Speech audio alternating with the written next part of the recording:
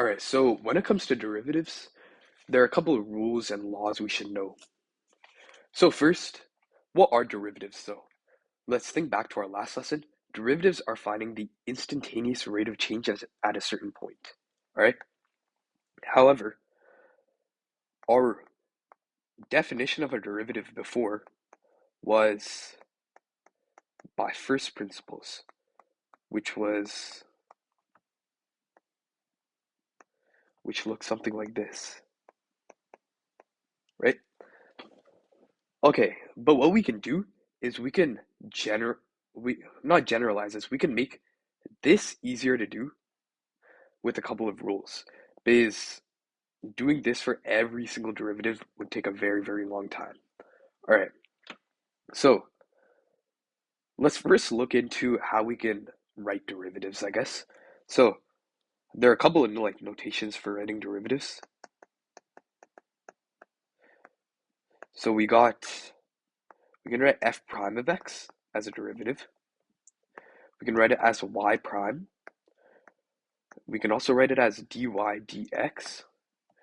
And I know there's like some Newton notation and stuff like that that could also be used, but a lot of times, like, we'll just be using these. If we want to evaluate a derivative at a specific point, we can write it as dy dx at a certain point x is equal to a. So yeah, those are a couple of ways of writing derivatives. Okay, now let's look at the rules for derivatives, all right? The derivatives of constants is just simply equal to 0. So d over dx, let's say of 5, is just equal to 0. It can also be pi, e, whatever, it doesn't really matter. But basically what this means is that if we look at a graph and the graph is just a straight horizontal line, there is no change in the slope because recall that slope is equal to the change in y over the change in x. Since there is no change in y, this is equal to 0 over the change in x, so it's just 0. There is no slope. That's why that's just 0. Okay, now we can look into the power rule. The power rule is essentially just gives you the derivative of any value raised to a power, but this has to be a variable. This value in question has to be a variable.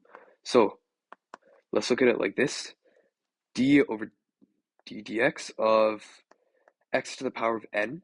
This can be rewritten as n times x to the power of n minus 1.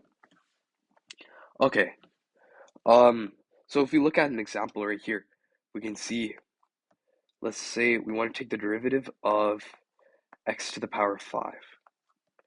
We can write this as 5x to the power of 4. We can also look at taking the derivative of fractional exponents and things like that, because this rule applies to all exponents. So if we want to take the derivative of, let's say, x to the power of 1/2, or the square root of x, we can get 1/2 x to the negative 1/2. So this basically applies for anything. It also applies for negative numbers, negative exponents. So x to the power of, let's say, negative 1, this becomes negative x to the power of negative 2. All right, let's look at some other rules now. There's a rule which is called the product rule, which allows us to evaluate the derivative at for the product of two functions. So we can write the product rule as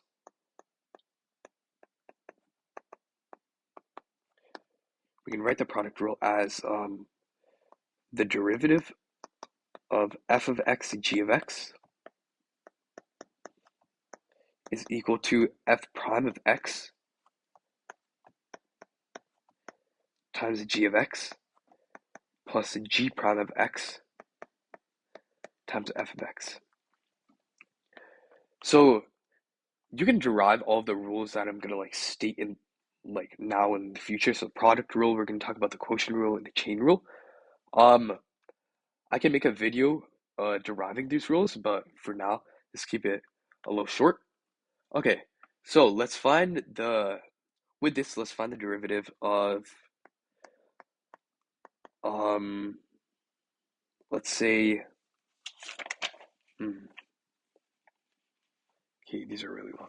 Okay, x squared plus 5x minus 3 times x to the 5 minus 6x cubed plus 3x squared minus 7x plus 1.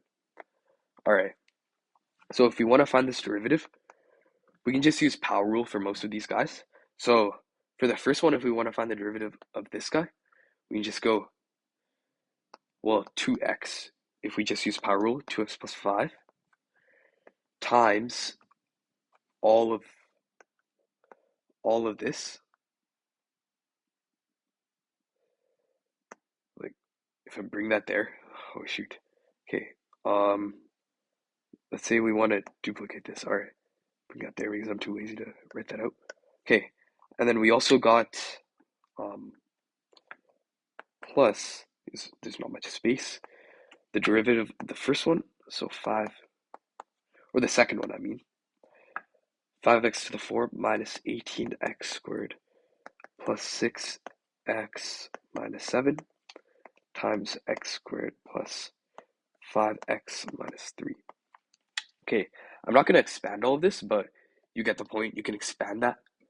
Um, okay, now let's look at the quotient rule. The quotient rule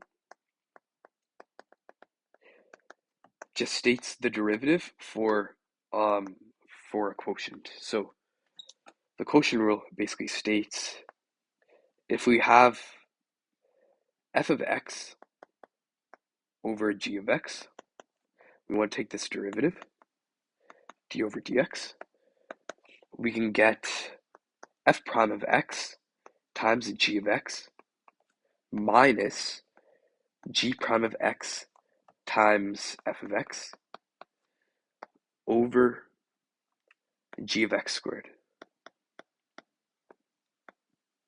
Okay, so let's say we want to find the derivative of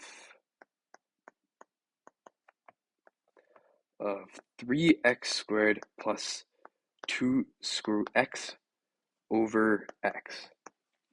If we want to find that derivative, we can just define g of x as x and f of x as 3x squared plus 2 root x. So if we want to write this out, we can get the derivative of the numerator is 6x plus, we can actually rewrite this as 2x to the 1 half. Using our power rule, we can see we get x to the negative 1 half times x, it's just a denominator, plus, actually no, minus the derivative of the denominator, which is just 1, times 3x squared plus 2 root x over x squared. Now, you can expand this if you want to. Like, I'm not going to expand it, but yeah, that's how you find it. All right, so let's move on to the chain rule now. Basically, what the chain rule is that it helps us find the derivative of a function where there is an inside function inside that function. Okay, I know that sounds weird, but this is the definition of the chain rule. So we have f prime of g of x times g prime of x, all right? We can better illustrate this with an example. Right here we have the derivative of the square root of x squared plus 1. Basically, the inside function is x squared plus 1, and the outside function is the square root function. So intuitively, you can just think about that and just say, oh, since it's a square root function, we're taking the derivative of like a square root, which is just 1 half times the derivative of, can write this out a bit better, 1 half times x squared plus 1